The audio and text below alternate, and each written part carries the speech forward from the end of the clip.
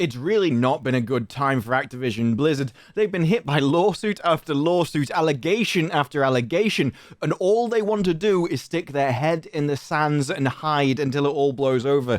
Even on the Call of Duty Vanguard trailer, they didn't even have their logo on it just because they didn't want to be associated with it, just in case anyone would have gone and destroyed all the comments talking about them rather than the game. It's understandable, but at the same time, it's not really a great situation to be in, especially when everything keeps hitting you, including the US government. Now they've been hit with another lawsuit, coming after them this time not because of the actual accusations. This is coming after them because of the shareholders. You see, when this kind of stuff happens, you have to be open. You're a business. People invest in you and they have a right to know. And so you've got to be open about it and disclose things like this. Anything that can actually affect the share price in a significant way, and this has affected their share price in a significant way, needs to be talked about. It needs to be told. And yet they're not actually sure if they're doing it, and so the government came after them. And this has involved subpoenas, not just for the CEO himself, Bobby Kotick, but for lots of other members as well. Now, it does say in this Kotaku article that these subpoenas include the personal files of 6 previous employees, so it does look like they're going after a few of the ex-hires, and the CEO's himself with relation to everything that went on. And of course, Activision Blizzard is cooperating with these things, as you'd expect. This is not the kind of things that you tend to mess about with, even no matter how big your army of lawyers tends to be. And it says, this is about whether its executives correctly and adequately disclosed allegations. Whether these disclosures happened quickly enough, according to documents seen by the outlet, which would be Kotaku in this case. And yes, this is a serious legal problem, but it's not just a legal problem. Things like this have knock-on effects. They desperately want to get this thing. They want to memory hold it so that everyone forgets. And they probably would do, with Vanguard coming out. Look, how much of the actual talk about Vanguard has been about what went on in the company. A lot of the stuff was tied to Blizzard. It was focused on Blizzard, and Activision kind of got away with it. But the more lawsuits like this come out, the more that taint will be transposed onto those, and that'll start affecting their other IPs. This isn't something they ever wanted to face. The difficulty is, each government department is specialized. They have different powers, and they focus on different things. So one issue can range across all of them, and every single one can open up their same investigation. They could all sue if they want. We don't know how long this is going to go on for, especially as one investigation might actually pull up some kind of facts which another department is interested in when they weren't even looking at it before. This could be Activision's worst nightmare if this drags out, and these investigations can drag on for years. This could keep being in the press and keep dragging their name through the mud, even if they don't actually find anything in the end. We'll have to wait and see on that front. But it is an interesting topic when they talk about, have you correctly and adequately disclosed allegations? Because there was this story that we also heard before where Blizzard were accused of shredding documents relating to it. So when now you're doing an investigation, what are they going to talk about? Where are the documents? What happened to them? Who knows? This kind of thing is what could have got people interested in the first place, because you only tend to shred something if the things you're shredding had something to hide. Because shredding things isn't exactly normally considered the most innocent of things to do. And who knows, because Blizzard actually got rid of their head of HR. Now, admittedly, the accusation of shredding the documents did come after this guy left. So, no, I don't know who's done it. Can't comment who's done it.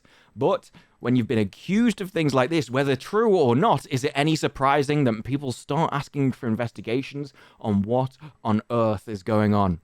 Now, since this time, Blizzard have indeed hired a new head of HR, Julie Hodges. And it doesn't fill me with confidence, I've got to be honest. You see, Julie Hodges, of all things, used to work for Walt Disney as the head of talent acquisition. And I don't know what your opinion of it is, but my opinion of the latest Walt Disney content isn't exactly stellar. And those are all the talent that she hired. She was responsible for hiring that supposed talent which made that Disney content.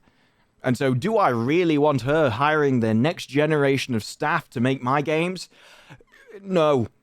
Because it looks like she's going to be hiring the same kind of level of talents that made those Disney properties in the first place. And they're probably going to be filled full of the same stuff for the same reasons. I don't think it's a particularly good hire, but who knows, hopefully. We can only hope this is done for a PR reason, that they needed Julie Hodges here to come in and just be the face to actually try and distract from all this kind of thing. And Blizzard's issue is they weren't exactly in a strong point before all of this.